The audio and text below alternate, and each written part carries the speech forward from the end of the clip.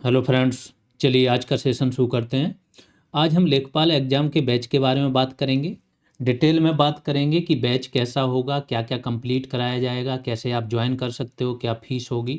ठीक है, पहले आज बताए दे रहे हैं किस किस चीज़ पर बात होगी। सबसे पहले सिलेबस पर बात होगी, एक एक सब्जेक्ट पर बात होगी कि कौन सा सब्जेक्ट है, कितने मार्क्स का है, कितना वर्क करना है, किस सब्जेक्ट में अलग अलग तरीके से काम होगा। क्योंकि सपोज करो इन्होंने इतिहास दे दिया तो इतिहास आपको पूरा नहीं पढ़ना है, पूरा तो बहुत ज़्यादा लेंदी हो जाएगा। तो फिर देखेंगे कि इतिहास में हम कैसे पिन पॉइंटेड पढ़ाई करेंगे। ठीक है, तो पहले सिलेबस देखेंगे, इसके बाद इस सिलेबस को हमने बिंदुवार विभाजित कर दिया है।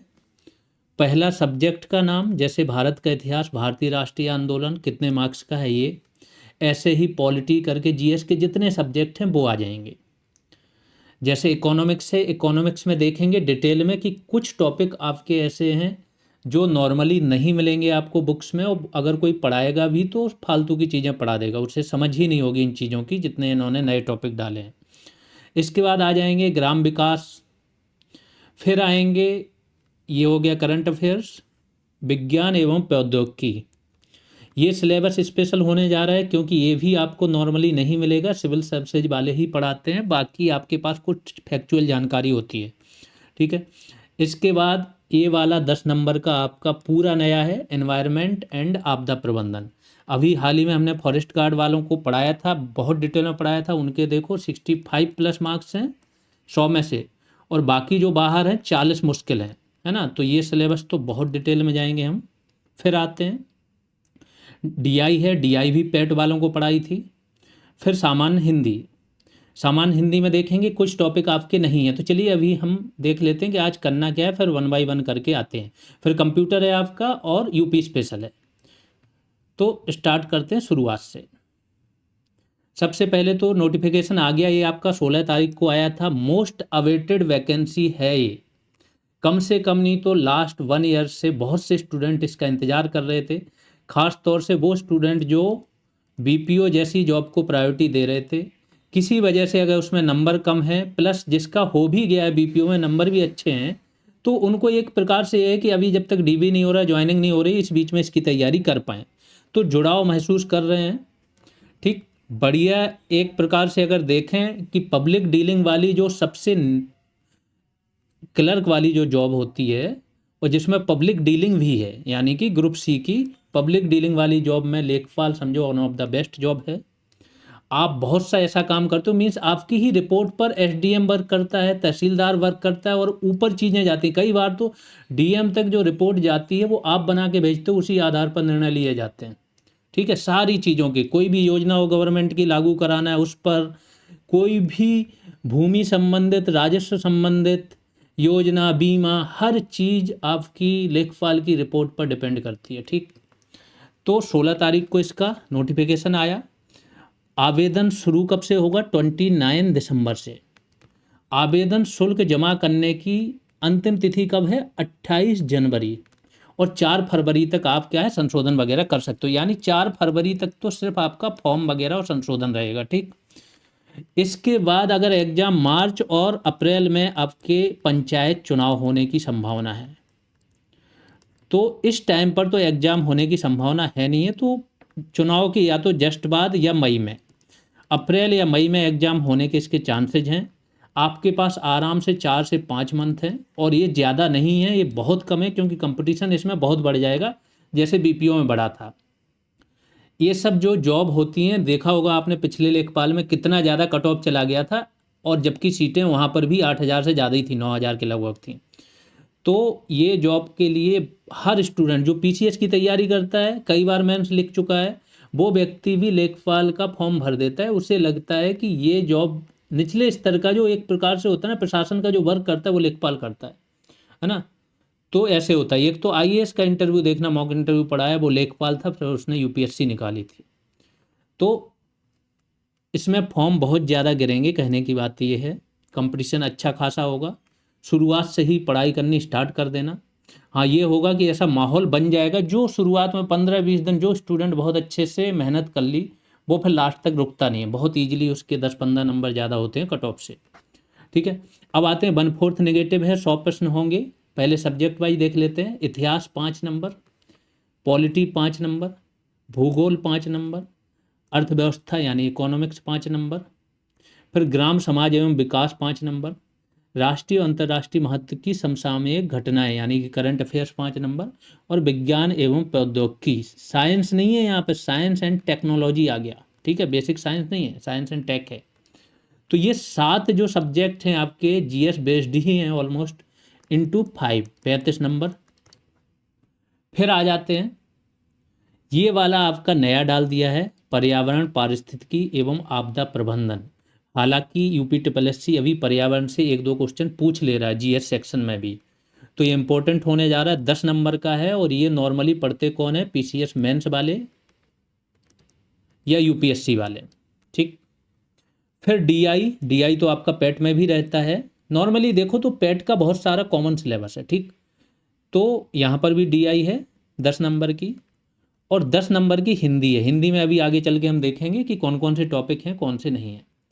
फिर कंप्यूटर तो हमारे स्टूडेंटों का ऐसा हो गया कि 15 में से 14-15 ऐसे ही लोग करके आ रहे हैं। कंप्यूटर में तो कहीं कंटेंट ही नहीं है, जो वैल्यू एडिशन हमने दे दिया प्लस जो 1000 MCQs दे दिए, उससे बाहर कुछ जा ही नहीं रहा है। पिछले 15 कम से कम एग्जाम हो चुके हैं, है ना। इसके बाद यूपी स्पेशल में भी अभी वैल्यू एडिशन हमारा कुछ बैचेज में चल रहा है डिस्ट्रिक्ट वाइज, है ना। तो ये कंप्लीट हो जाएगा तो आराम से 20 में 20 यहाँ पर भी होगा। तो ये सारा आपका सिलेबस है। यूपी स्पेशल कंप्यूटर मिला के 35 नंबर ये हुआ, 35 ऊपर का था। बाकी 3 सब्जेक्ट आपके 10-10 नंबर के हैं, एनवायरनमेंट, डीआई और सामान्य हिंदी। अब आते हैं बिंदुवार, ठीक है। बाद में हम चलेंगे कि बैच कैसे आपको ज्वाइन करना है, बैच फीस क्या होगी, सारी डिटेल आज की ही क्लास में है।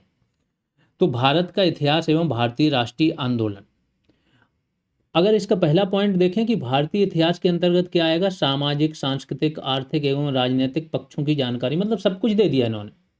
इतने में अगर आप चले जाओ तो इतिहास में सब आता है, प्राचीन, मध्यकालीन और आधुनिक। फिर इन्होंने बोल दिया उसकी सामाजिक विशेषताएं, राजनीतिक, आर्थिक, सांस्कृतिक। तो फिर तो सब कुछ हो गया, पूरा यूपीएससी वाला सिलेबस हो गया।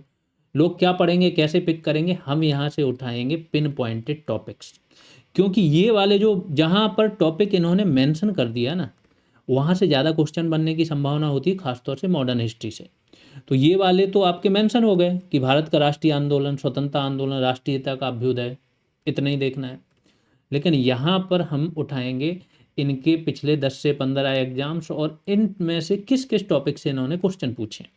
जिस टॉपिक को इन्होंने टारगेट किया है, तो 2 तरीके की क्लास आएगी। एक क्लास आएगी आपकी पूरी क्लास, पूर्ण क्लास आएगी, जिसको बोलते हैं ना कि जो नॉर्मली लोग पढ़ते हैं, उसमें आपका पूरा तीनों पार्ट कवर होगा, एंशिएंट, मिडाइवल और आधुनिक भारत। वो आपकी पूरी समझ बनाने के लिए और एक पूरा ओवरऑल आइडिया बनाने के लिए होगा। दूसरी जो आपकी क्लासेज आएंगी वो आएंगी आपकी एमसीक्यूज फॉर्मेट में। हम वो एमसीक्यूज उठाएंगे जहाँ जहाँ से इन्होंने क्वेश्चन पूछा, और वो एमसीक्यूज जिस टॉपिक से रिलेटेड है उसको पूरा एक्सप्लेन करेंगे, जिससे कि क्या होगा कि आपकी 2 तरीके से, एक तो पुरानी ये इन क्लासेज का रिवीजन हो गया आपका जो पूर्ण क्लासेज है, प्लस ये क्लासेज आपकी पिन पॉइंटेड रहेंगी जहाँ से क्वेश्चंस आ रहे हैं। तो जिससे कि लास्ट में रिवीजन करने में आपको बहुत ज़्यादा बल्कि ना लगे। इन्हीं चीज़ों को रिवाइज करोगे, देखोगे मैक्सिमम यहीं से आ गए। हर सब्जेक्ट में जीएस के हम यही करने जा रहे हैं। एक क्लास होगी आपकी रेगुलर क्लास जो पूर्ण होगी, और दूसरी क्लासेज होंगी आपकी एमसीक्यूज बेस्ड, कम से कम 15 से 20 इनके पेपर्स, जिनमें ये जीएस से, जिनका सिलेबस ऐसा ही दिया है, फिर किस किस टॉपिक से पता चले, बौद्ध धर्म से पूछा जैसे कोई क्वेश्चन, तो हम फिर बौद्ध धर्म पूरा करेंगे इन डेप्थ क्वेश्चंस के माध्यम से, और आपको पूरी जानकारी दे देंगे कैसे क्या है, ठीक है। और ऐसे ही लिख लिख के उसको बताया जाएगा जो जो जानकारी है। फिर दूसरा आ गया भारतीय राजव्यवस्था एवं भारतीय संविधान, इसका भी सेम करेंगे। इसमें भी इन्होंने क्या कर दिया है कि टॉपिक को, जैसे संवैधानिक विकास, तो जो भी 1773 के अधिनियम के बाद से जो भी एक्ट है, 1784 का, 1793, 1813, 33, वो सारे एक्ट आ जाएंगे संवैधानिक विकास में। फिर भारतीय संविधान लिख दिया, यानी पूरा संविधान हो गया। फिर हम देखेंगे कौन कौन से पोर्शन पर ये ज़्यादा जोर दे रहे हैं। तो इसी तरीके से इसमें भी 2 टाइप की क्लासेज रहेंगी। एक आपकी रेगुलर क्लासेज रहेंगी जो इस तरीके की रहेंगी, मीन्स जो नॉर्मली लोग पढ़ते हैं ना, स्टेप बाय स्टेप। जैसे संविधान है तो संविधान सभा कैसे बनी, फिर संविधान कैसे बना, फिर कौन से प्रावधान, फिर प्रस्तावना, भाग 1 भाग 2। दूसरी क्लासेज आएंगी इनकी प्रीवियस ईयर्स क्वेश्चंस बेस्ड, इन क्लासेज में क्या होगा, एक टॉपिक उसके सारे एमसीक्यूज और उसका पूरा एक्सप्लेनेशन, जिससे इस क्लास को आप पढ़ लो, समझ लो अच्छे से। इसके बाद दूसरी टाइप की क्लासेज से पिन पॉइंटेड आप मेहनत हो जाए, आपके कॉन्सेप्ट भी क्लियर हो जाए। ऐसे ही भूगोल में करने जा रहे हैं, 5 नंबर का ये है। भूगोल के सारे टॉपिक, और इन्हीं टॉपिक पे जहाँ पे टॉपिक इन्होंने मेंशन कर दिया वहाँ तो बहुत आसान हो गया। ये कृषि हो गया, बागवानी हो गया, वानिकी में पशुपालन हो गया। और ये टॉपिक देखोगे कुछ टॉपिक्स आपके मैच कर रहे हैं, जैसे मंडी वालों को इकोनॉमिक्स पढ़ाई थी ना, तो कुछ टॉपिक अभी मैं बताऊंगा कौन से, जैसे एग्रीकल्चर है आपका, बागवानी है, वानिकी और पशुपालन है, ये मैच कर रहे हैं। ठीक है।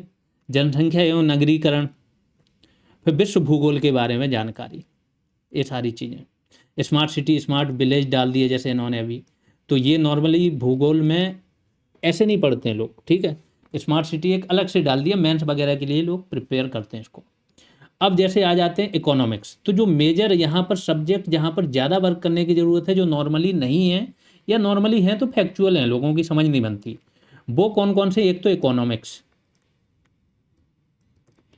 दूसरा एनवायरनमेंट, तीसरा हो गया साइंस एंड टेक, चौथा हो गया आपदा प्रबंधन,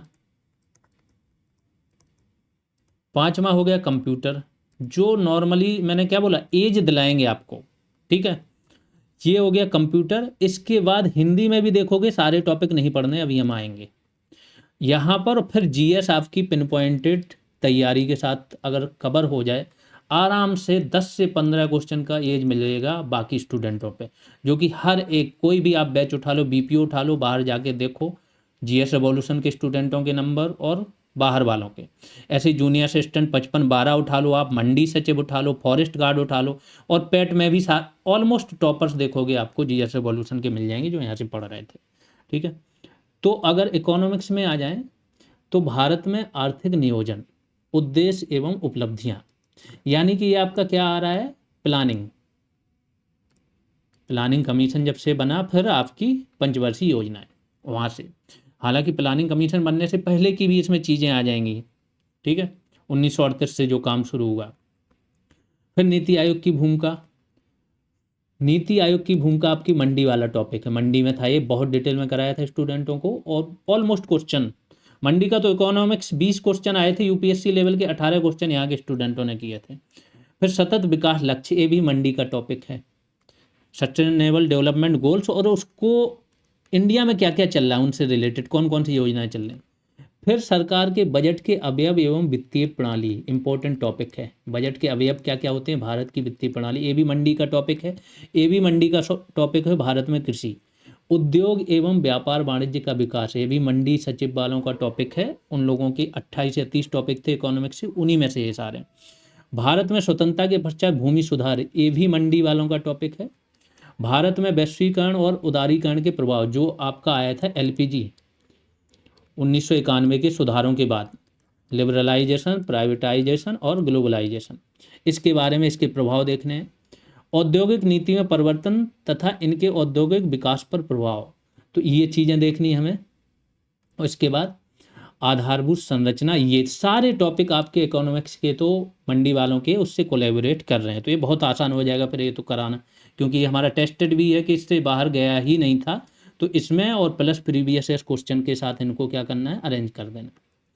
फिर ग्राम समाज एवं विकास 5 नंबर का आना है, हालांकि इसमें से सिर्फ योजनाएं पूछी जाती हैं, ये लिख जरूर दिया, तो हम सारे टॉपिक पर वर्क कर लेंगे जिससे आपको जानकारी हो। ये शोध प्रणालियाँ वगैरह कभी नहीं इन्होंने पूछा है, बस लिख दिया। मेनली योजनाएं आएंगी, तो योजनाओं पर हम यूपी की और केंद्र की योजनाओं पर डिटेल में काम करेंगे, प्लस ये सारी चीज़ें भी देख लेंगे। आगे चलते हैं।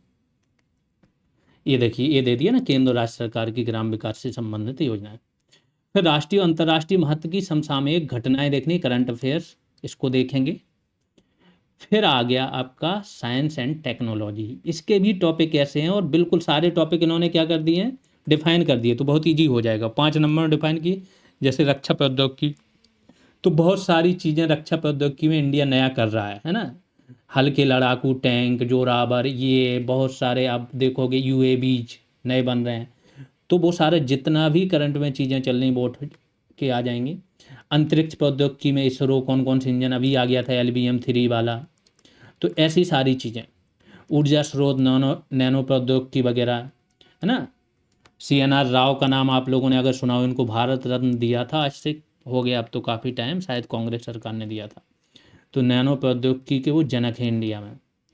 जो प्रौद्योगिकी क्षेत्र में जागरूकता, बौद्धिक संपदा अधिकार, ये क्या हो गए आपके बौद्धिक संपदा अधिकार, पेटेंट वगैरह, ट्रेडमार्क, ये सारी चीज़ें, ट्रिप्स और ट्रिम्स देखेंगे बहुत डिटेल में, है ना, WTO वाला।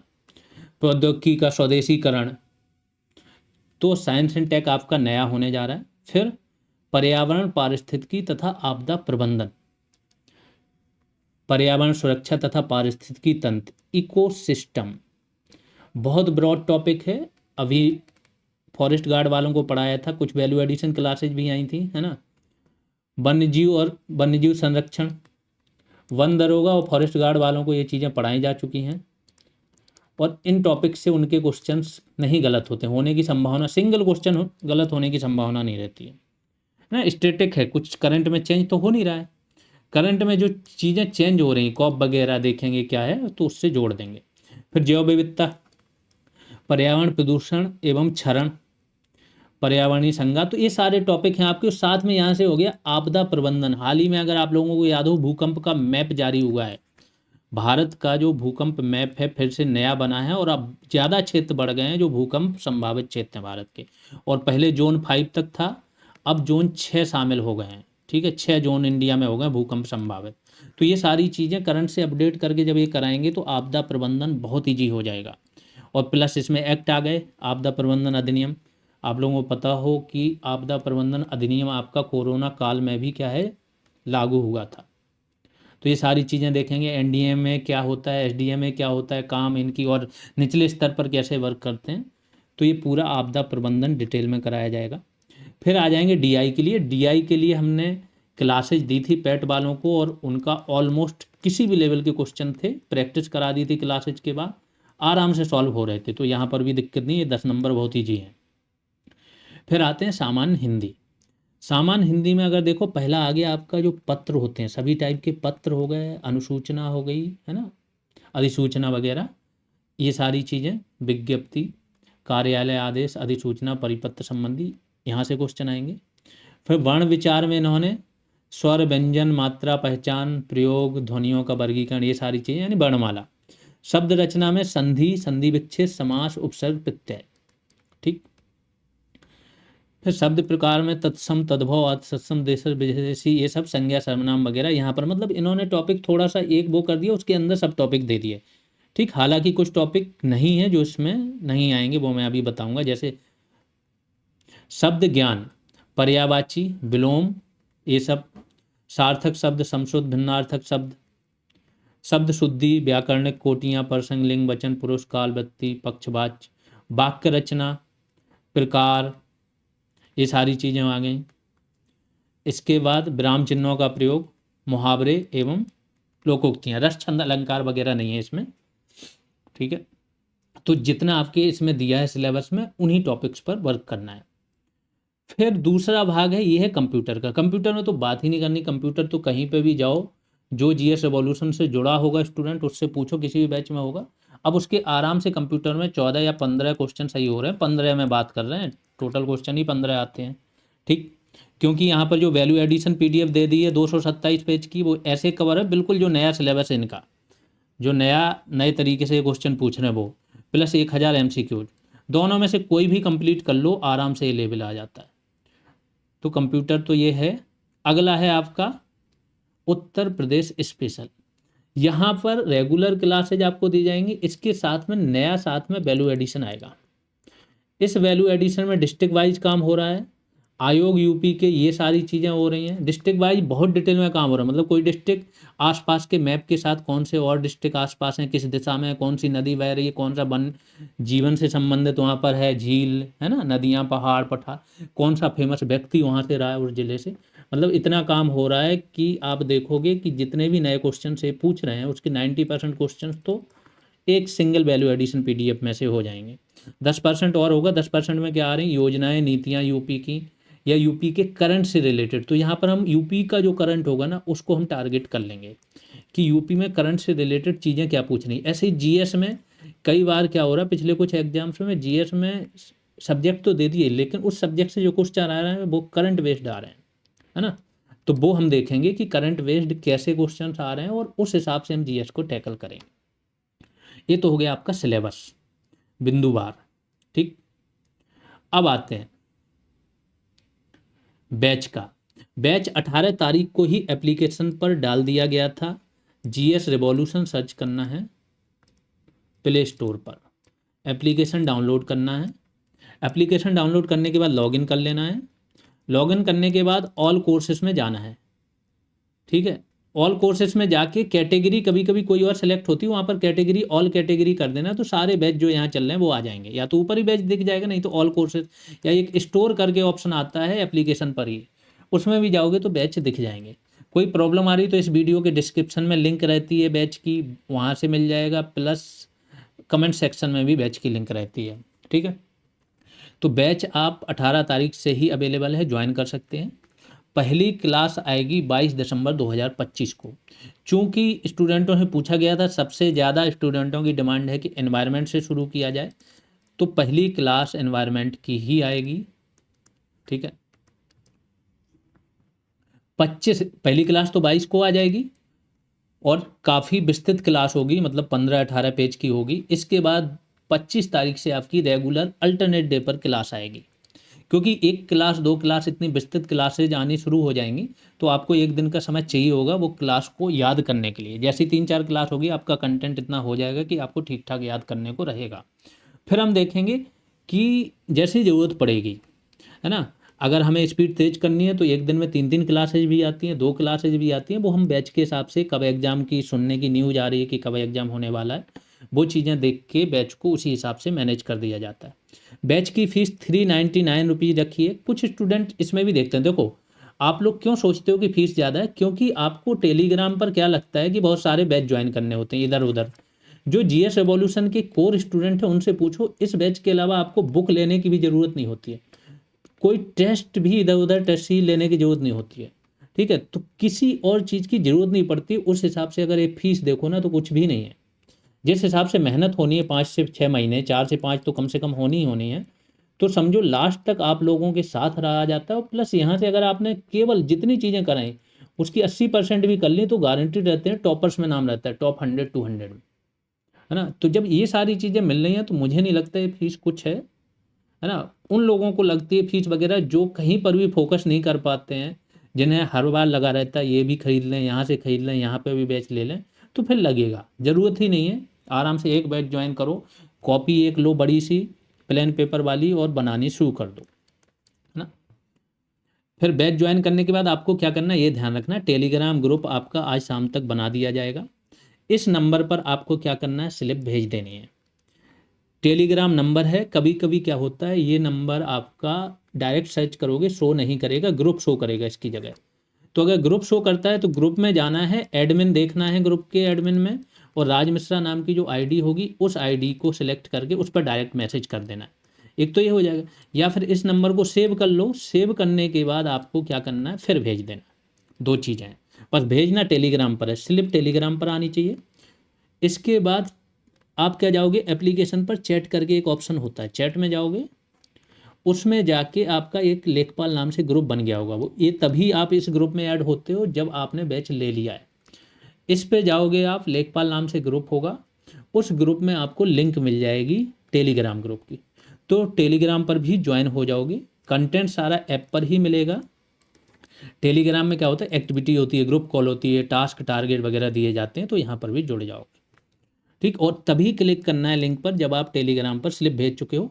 कोई प्रॉब्लम आ रही तो उसी चैट में आपको मैसेज करने का ऑप्शन होता है, आप डायरेक्ट मैसेज कर दो, थोड़ा वेट कर लो, आराम से आपकी समस्या सॉल्व कर दी जाएगी। ये तो बैच की बात हो गई। बैच मैंने बता दिया कि बैच ए वाला हमारा थर्ड ऐसा प्रीमियर बैच होगा, जैसे पहले वंदर होगा। ये जो बैच होते हैं फिर इनके बीच में कोई और बैच स्टार्ट नहीं किए जाते हैं। अगर इस बीच में लोअर पीसीएस की डिमांड आई, जो कि ठीक है, अगर कोई बैच स्टार्ट होगा तो केवल लोअर का इसके साथ चलेगा, बाकी बैच नहीं चलेंगे। तो पूरा वर्क इसी पर होगा। ऐसे ही वंदरोगा के बाद बीपीओ चला था, तो बीपीओ में ऑलमोस्ट देखना 1000 प्लस स्टूडेंट आपको जीएस रेवोल्यूशन के मिलने जा रहे हैं। जब आप लोग डीबी कराने जाओगे ना, तब आप लोग खुद से बताओगे कि सारे बंदे ही वही दिख रहे हैं। तो ये सारी चीज़ें यहाँ पर होने जा रही हैं। आराम से पढ़ो, पहले ही दिन से सीरियस होके पढ़ना शुरू कर देना। जो भी सीरियस स्टूडेंट हैं, 5-7 दिन में वो माहौल बन जाएगा। फिर माहौल बन जाएगा तो ग्रुप ओपन रहेगा। एक्टिविटी करने के लिए दिन भर आप लोगों को दिया जाएगा। आपस में एक्टिविटी करते रहो, ग्रुप में चीज़ें करो, पढ़ो, रिवाइज करो और फिर एक्टिविटी करो। ऐसे करके नेक्स्ट 2 मंथ में वो लेवल आ जाना चाहिए कि बाकी लोग जहाँ वेट कर रहे हो कि हाँ पढ़ेंगे पढ़ेंगे, आप लोग कम से कम 60% तैयारी करके बैठ जाओ, है ना। ऐसे करके चीज़ें चलेंगी। आराम से बैच ज्वाइन करो और जितने भी लोग हैं जिसे भी तैयारी करनी है उसके साथ शेयर जरूर करें, अपना एक्सपीरियंस शेयर करें, उसे बताएं यहाँ के बैच के बारे में। अभी के लिए इतना ही, धन्यवाद।